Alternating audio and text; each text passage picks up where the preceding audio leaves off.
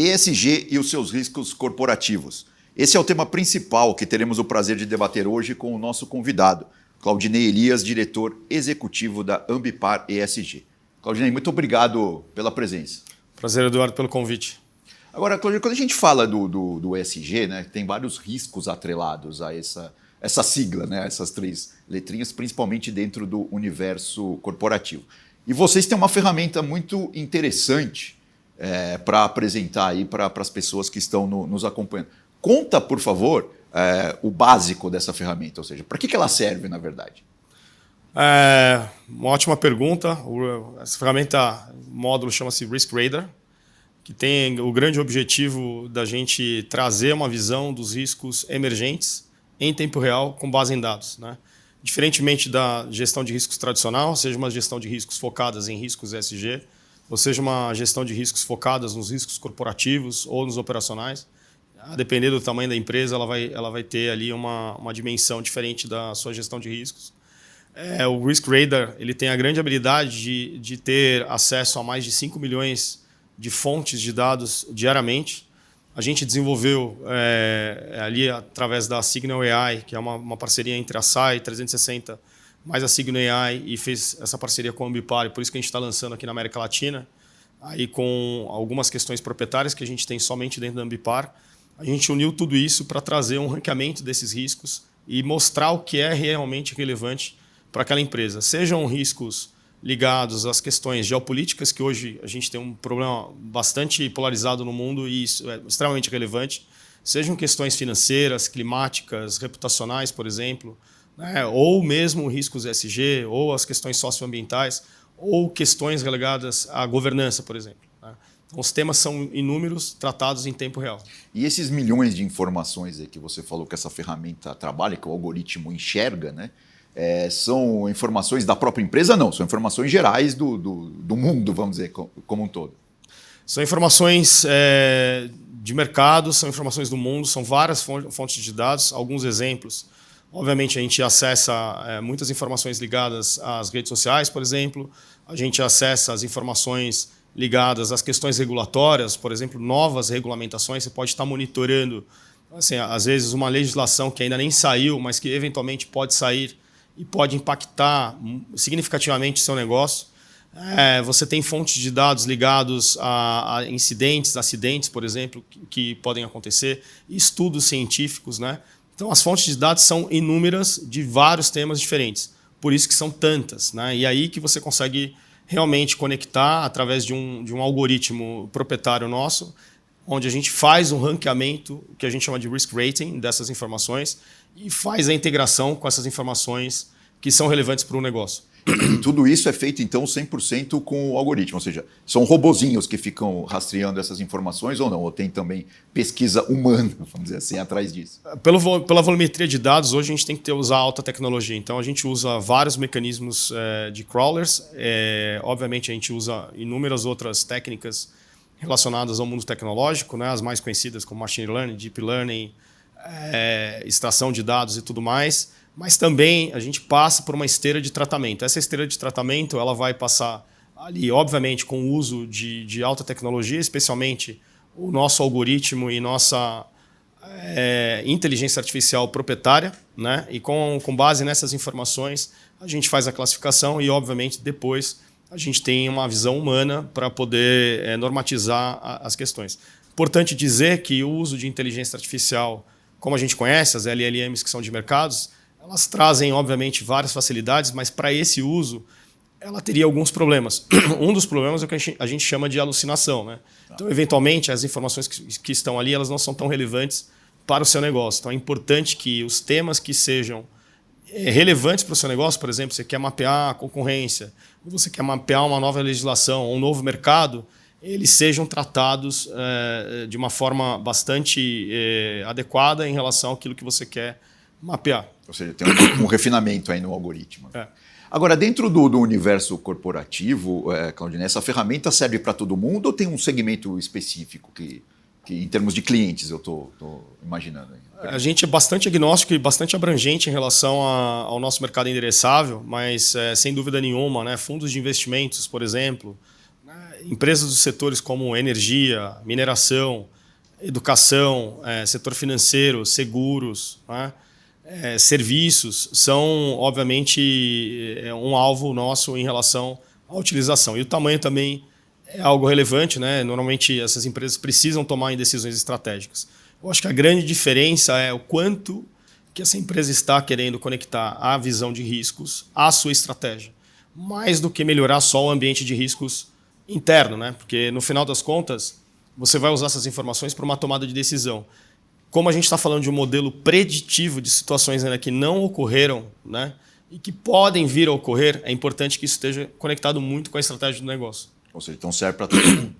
Serve para todo mundo, acho que seria muito genérico, né? Mas assim, a gente tem um target muito específico ali em relação às empresas que realmente precisam tomar essas decisões. Normalmente a gente fala de empresas de um determinado tamanho, né, até para você poder ter condições de dialogar com diversas áreas da empresa e tudo mais. E o risco climático é um componente que tem preocupado os clientes, os usuários dessa ferramenta? Não? Sim, o risco climático, sem dúvida nenhuma, é uma das maiores exposições que a humanidade tem nos últimos 50 anos, né? Então, obviamente, isso afeta qualquer negócio, em qualquer área, em qualquer região. Então, uma vez que você consegue, hoje, metrificar, né, o potencial impacto de um determinado risco, e como é que isso fica em relação à sua estratégia, sem dúvida nenhuma, isso vai passar a ser super relevante, por exemplo, para o comitê executivo, para as reuniões de call-out ou mesmo para o board e especialmente para a estratégia do negócio. Então, essas informações elas são ranqueadas e organizadas de forma que a gente consiga levar o que é realmente relevante à questão climática, né, do ponto de vista mais estratégico.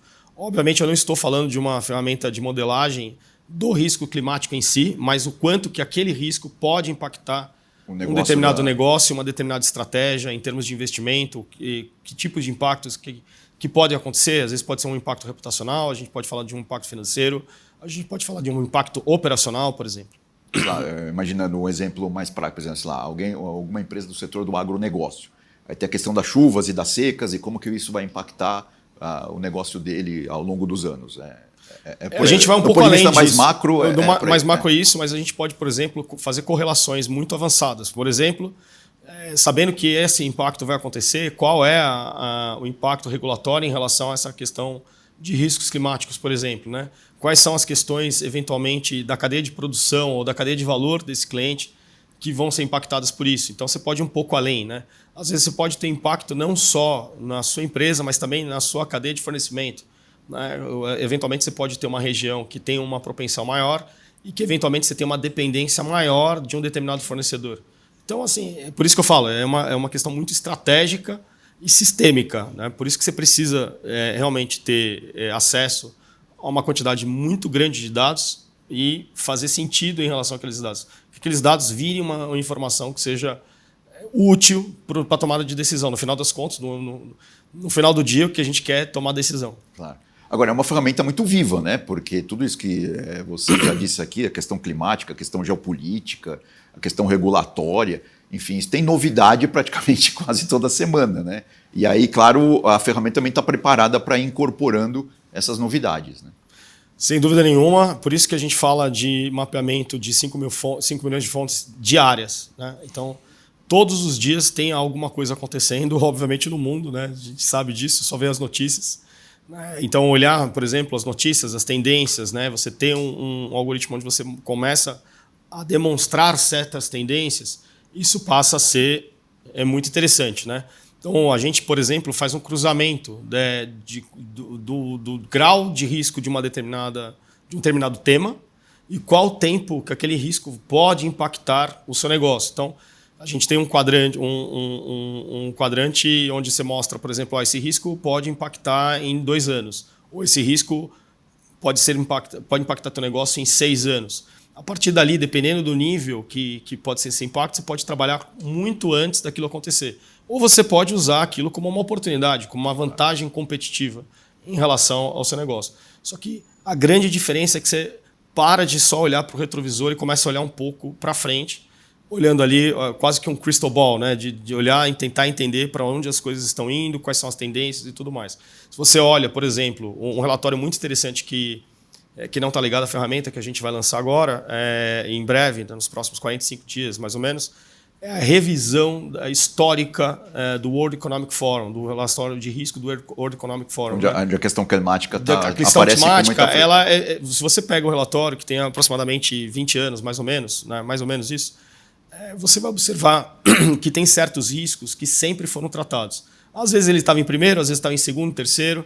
Né? Então a gente está trazendo esse histórico, essa tendência. Então você começa a estudar essas informações e você vai começando a verificar no mundo real que isso vem se materializando. Agora, essa ferramenta surgiu, claro, eu imagino, dentro da Ambipar. E conta um pouco do bastidor do desenvolvimento disso. Existem parceiros externos, sei lá, universidades, centros de pesquisa, ou realmente é tudo feito da porta para dentro, vamos dizer assim? Essa solução que a gente está lançando, a gente fez especificamente em parceria com a SAI 360, mais a Signal AI, são empresas...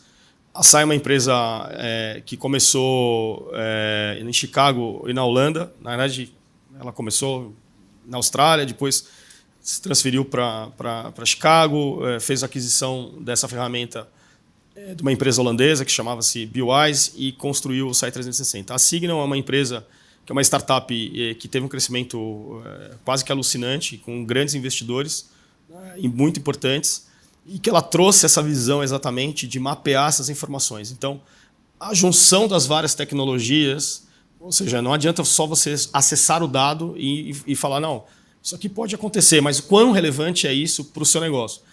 Essas informações do negócio, essas informações da governança da companhia, estão dentro da estrutura de GRC da companhia ou dentro da estrutura de gestão de riscos corporativos. O que a gente está fazendo é conectar as informações da Signal, as informações de riscos, as informações da estratégia numa única plataforma. E com a Ambipar, a gente traz as informações proprietárias do grupo, né, por exemplo, relacionadas à circularidade, relacionadas a atendimento de emergência, e mais uma série da nossa área de research, e uma série de outras informações.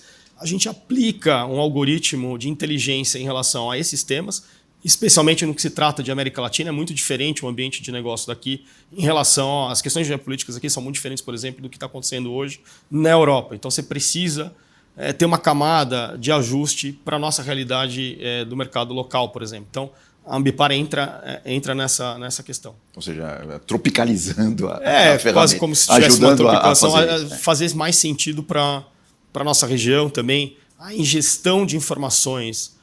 A gente tem mais de 75 países que a gente monitora isso. Né? Então, obviamente, a gente está falando de Brasil, a gente está falando de América Latina, a gente está falando de vários países dos mais importantes na região. Ou seja, então é uma ferramenta construída aí...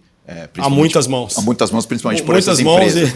E com bastante uso cerebral aí para poder fazer acontecer. Não dá para fazer isso só com tecnologia, você tem que fazer isso também com muito conhecimento humano.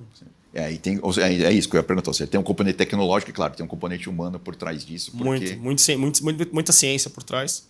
Sem ciência você não consegue fazer isso. Ciência tecnológica. Matemática, né? Tem que ter a matemática avançada. Ou seja, o segredo da coisa está no algoritmo. Né? O segredo da coisa, sem dúvida nenhuma, está no algoritmo. Acho que hoje o acesso à tecnologia, todo mundo sabe que hoje é muito mais amplo, né? Muito mais fácil. Mas no final das contas, você fazer sentido em relação àquelas informações, eu acho que é aí que é o grande diferencial. E depois, o que você vai fazer com aquelas informações dentro do negócio? Eu acho que esses são os grandes diferenciais. Ou seja, o que é realmente relevante. Né? Como que eu trato aquilo, em que periodicidade, por exemplo. Né? O que eu levo para o conselho, o que eu levo para a diretoria executiva, o que eu levo para o negócio, o que eu levo, por exemplo, para a área de pesquisa e desenvolvimento. Essa área que é onde a gente consegue navegar bem. Tá certo. Claudinei, muito obrigado, viu, pela presença. Foi realmente muito interessante essa conversa aí sobre essa nova tecnologia, essa nova ferramenta aí de vocês. Obrigado pelo convite novamente. Bom, gente, então vocês sabem, né? O Estadão Blue Studio está sempre atento às principais novidades do universo ESG. Fiquem ligados em nossas redes sociais, no Estadão Impresso e também no nosso site e aplicativo. Até a próxima.